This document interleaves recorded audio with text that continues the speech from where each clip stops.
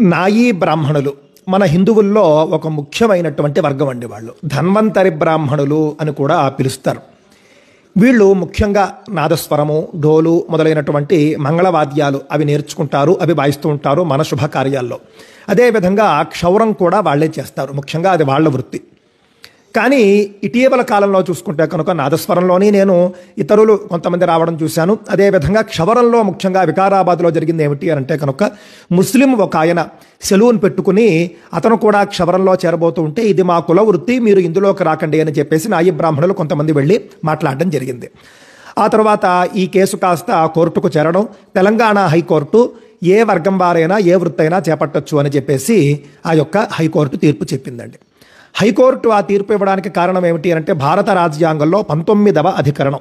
19వ అధికరణంలో చిట్ట చివరి పాయింట్ ఉంటుందండి. ఏ విధమైనటువంటి వృత్తినైనా వ్యాపారాన్నైనా కూడా చేసుకునే హక్కు ప్రతి భారతీయుడికి ఉంటుంది అని. దాని ఆధారంగా ఆ యొక్క తెలంగాణ హైకోర్టు తీర్పిచ్చింది. కానీ అండి ఈ అధికరణాన్ని సవరించాల్సినటువంటి అవసరం ఉన్నది. భారత పార్లమెంటు ఈ అధికరణాన్ని సవరించాలి, దృష్టిలో పెట్టుకోండి. సవరించి కుల వృత్తుల్ని కాపాడాలి. కుల వృత్తుల్ని నమ్ముకుని ఎవరైతే జీవిస్తున్నారో ముఖ్యంగా నాయీ బ్రాహ్మణులకు న్యాయం చేయాలి. మన ఇంట్లో మనం పెళ్లి చేసుకున్నాం అనుకోండి, లేకపోతే ఉపనయనం చేసుకున్నాం అనుకోండి, అనేక సందర్భాల్లో క్షవరానికైనా నాదస్వరానికైనా మనం నాయీ బ్రాహ్మణులనే పిలుచుకుంటాం, వాళ్లే రావాలి. ఆ పని చేసేటటువంటి ఎవరినైనా సరే మనం ఆహ్వానించాం. ముస్లిం ఒక ఆయన క్షవరం చేస్తాడు అని అంటే కనుక ఆ పెళ్లిలోనో ఉపనయనంలోనో మనం పిలిచి చేయించుకోగలమా అండి? ఎందుకు చేయించుకోలేము? మన భగవంతుడి యందు, మన శాస్త్రాల యందు అతనికి విశ్వాసం ఉండదు. కావున ఈ సందర్భంగా నాయీ బ్రాహ్మణుల యొక్క కులవృత్తి రక్షింపబడాలి. ఆ వృత్తి నాయీ బ్రాహ్మణులకు మాత్రమే పరిమితం కావాలి. అవసరమైతే భారత ప్రభుత్వం చట్టం కూడా చేయాలి. ఈ యొక్క 19వ అధికరణాన్ని సవరించాలి అని చెప్పేసి నేను కోరుకుంటూ ఉన్నాను. ఈ సందర్భంగా నాయీ బ్రాహ్మణులకు నా యొక్క సంపూర్ణ మద్దతు. హిందువులంతా కూడా నాయీ బ్రాహ్మణులకు మద్దతుగా నిలబడాలండి.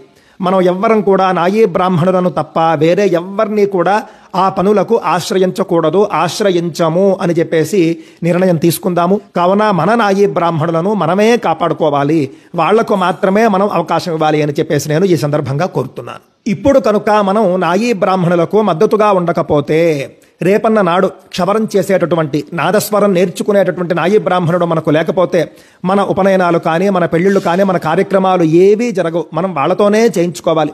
వేరే మతస్థుడితో మనం ఎలా చేయించుకుంటామండి? మన శాస్త్రాల యందు, మన వేదం యందు, మన భగవంతుడి యందు విశ్వాసం లేని ఇతర మతస్థులతో మనం ఈ పనులు ఎలా చేయించుకుంటాము? ఆలోచించండి.